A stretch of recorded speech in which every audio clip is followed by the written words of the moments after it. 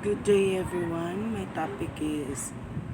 topic of my report is feelings and reason. The upsurge of feelings is natural, and what we do with them is what makes us ethical or unethical.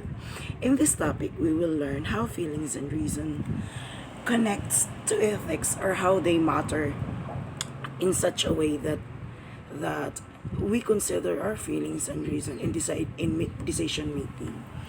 Okay. First, we have to know such different definitions in order as to differentiate feelings from reason, because these two word are very incompatible. Okay. First is feeling and emotion is often caused by our thoughts. And feelings and reason have always been dependent on how rational our mind works. An infant's mind is way different from adult's mind. Nowadays, most emotion philosophers and psychologists believe that emotions serve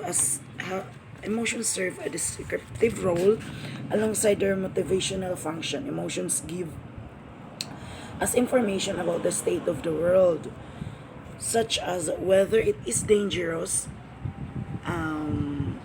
invariably or nasty, naturally. The traits we're talking about are dependent on the person carrying out particular things. They're personal in a way. However, if a person is concerned about certain things, for example, the integrity of his body or the well-being of his loved ones, it is absolutely possible that a scenario threatens or benefits him. The ability to make reasoned references is now added to the mix.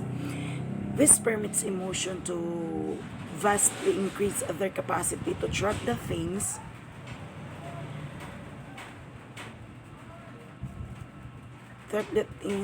that matter to an individual, to assess whether the initial emotion representation is right, to infer consequences, and to have additional emotions toward those outcomes. This, I believe, is reason's basic goal. In conclusion, reasons give us arguments not to not to fail or fall into the temptation of buying ourselves a whim. The emotion tries to convince us that we deserve it. We deserve it on we acted right on if we acted right on it. Re- and besides, reason is a form of personal justification which changes from person to person based on their own ethical and moral code as well as prior to experiences. So our reason always depends on ourselves. Um, re, Reason, it is our way of critical thinking, of giving, or employing to justify that what we have done or what we have decided on was ethical or morally correct. The next is conscience. Conscience is what a person believes what is right, and how a person decides on what on what on how the person decides on what is right. It is a personal sense. It is on a personal matter, or a personal sense of the moral content of one's own conduct. It on a personal level, intentions or character with regard to feeling of obligation to do right or to be good. Okay, having this conscience is it pushes you to be obligatory and to be right or to be good or deciding for the common good. Okay, next is guilt and shame. There's a cumulative difference between the two, where Guilt can help you make a better person, while shame can make you stuck on the past. This is positive between negative. Guilt can help you understand how your actions impact others. Ibig sabihin, somehow, if you feel guilty of something, you are very empathetic towards the person or towards that animal or towards that something that you have done wrong to win. So, you have done, you might have thought that you have done something wrong too. Whereas in shame, it is an inward facing emotion. It is an emotion that reflects how you feel about yourself. Say for example, you have done something which is the very common for today's generation. It is very common that children or women, between women and men, performing such scandal. It is more shameful on the female part due to gender inequality, and I mean due to different perception on what perception of society on what female should not do or very shameful to do. And as a shame, it is an inward feeling. I mean to say that that feeling is being kept within yourself and it is slowly deteriorating you inside, that makes you can't move on from the past. Okay, and this between guilt and shame, maybe I can say that shame is the negative part of this on this too. Okay, next is courage. Courage involves the willingness to speak out and do what is right in face of forces that would lead us to act in some other way. It Moral courage helps us to address ethical issues and take actions. When doing the right thing, being courageous is very important because it gives you the ability to put aside your fear and take your first step. Besides, being courageous is taking responsibility of what you do, with what you do or what you have decided on. It's actually being accountable is being courageous, I can say, because if you aren't courageous enough to admit something that you have done, then your accountability is in question. Okay. Next is reason and emotion in ancient sources. What do we mean by that? Well, the current and in our opinion most plausible account of emotions construes emotions in terms of cognitive judgments. Anger cannot be successfully analyzed solely in terms of physiological sensations because sensations can exist without anger. Definitely, because anger is not the only feeling. When we say feeling, categorically in an intense feeling that we can consider. Emotions were frequently regarded as distinct from reason in ancient Greece. Okay, number one. It is important, it is helpful to us to identify, for us to be able to understand this, it is important or helpful for us to identify what ethics could not be. I mean, ethics is different from something. Ethics is different from one thing or another. Okay, number one, ethics are not the same as our feelings. Ethics are not about doing something that we feel right. that we feel right or wrong. Because being ethical is not a matter of following anyone's feelings. Okay, our feelings sometimes prevent us from being ethical due to conflicting desires. Oh, of course. Number two, ethics is not the same as a religion. Although religion follows ethic ethical rules and principles, they are always two different things in ethics and religion, and very the upon going back to our history, to the history of different countries, or or countries or continents, religion sometimes act immorally and unethical. Okay, ethics aims in separating right from wrong, though religion urges people to do what is right. However, people are governed by their personal well-being and respect for themselves and desire.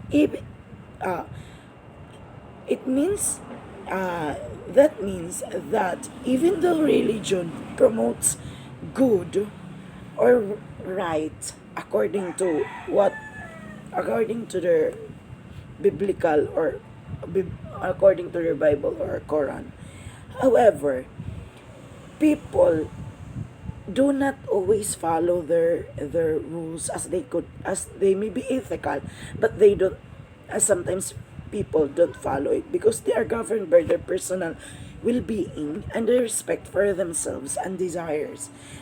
And let's all take note that every human being has different desires and different perception of what is right and what is wrong. Okay?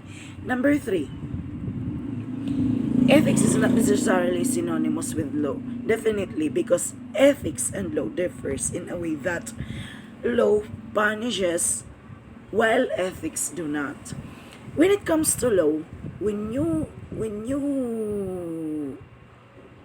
it comes to law, law explicitly tells you what is not the right thing to do, and when you do that not right thing to do, and when you do it, it punishes you in an extent way that judicial process may put you into. Okay, whereas ethics is a more personal standard of behavior. When you,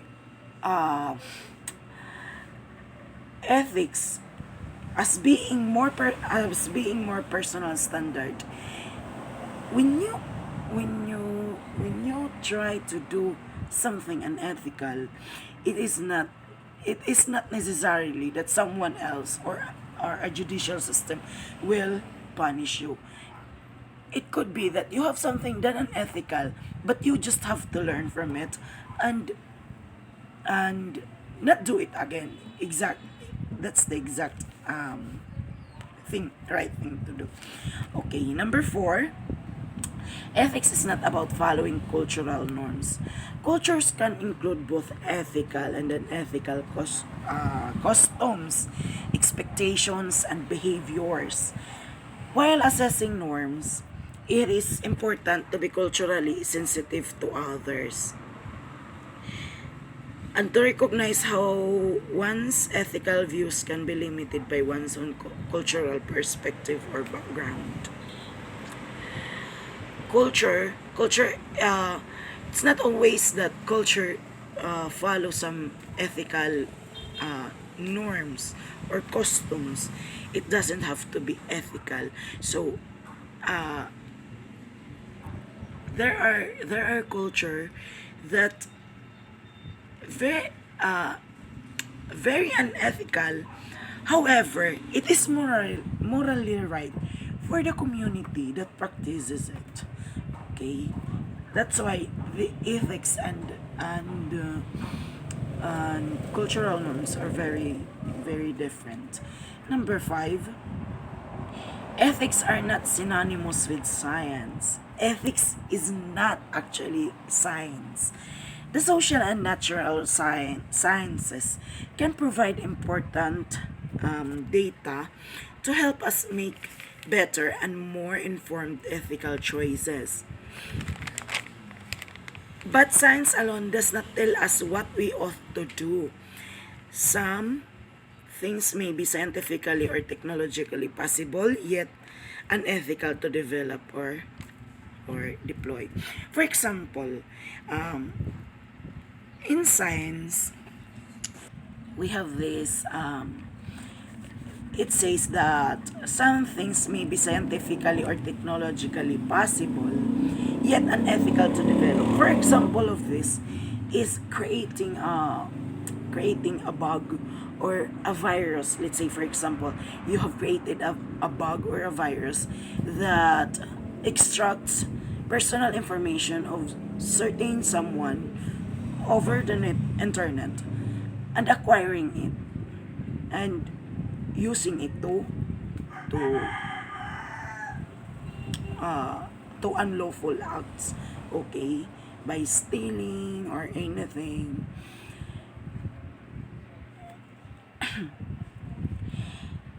It becomes unethical right then and there, creating it with your purpose to extract information. That purpose that purpose alone is very unethical. That's why science and ethics does not always go along, okay. As we say, ethics ethics to aims in separating right from wrong. When you try to separate right from wrong, you always have to choose the right thing to do. Okay? You but when when you opt to do something and your purpose is wrong, and your purpose is morally incorrect or unethical, that should be a no. Okay? Number 6, ethics are not the same as values. Although ethics and values are intertwined, they can be the same thing, okay? Values are long-held convictions that a particular action or result is desirable or good. That is exerted by Wendy Hoyer and Deborah J. McLean in Consumer Behavior. Okay. Ethics and values are sometimes often used interchangeably. As I said, values are basic. Okay, values are basic beliefs that that an individual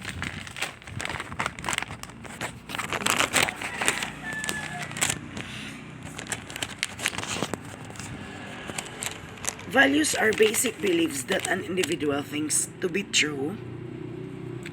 And values, uh, when we say values, it constitutes of being responsible, honesty, okay? Those are the basic beliefs that an individual thinks to be true. Uh, is, for example, I think my value is one of my good traits or good values is being helpful. Yeah, that is value. However, while ethics are set of guidelines or rules for a society or organization rather than just an individual. Ethics isn't being helpful, or ethics isn't being honest, or what's this other values. That's the ethics pertains to guidelines or rules that is set for society or organization for them to follow. Okay? That's it. So that's why ethics are not the same as values, because values are on more personal level of guidelines, while ethics is more on groups on groups or organization, basta dere hiya for individual. Okay, that would be all. Thank you for watching.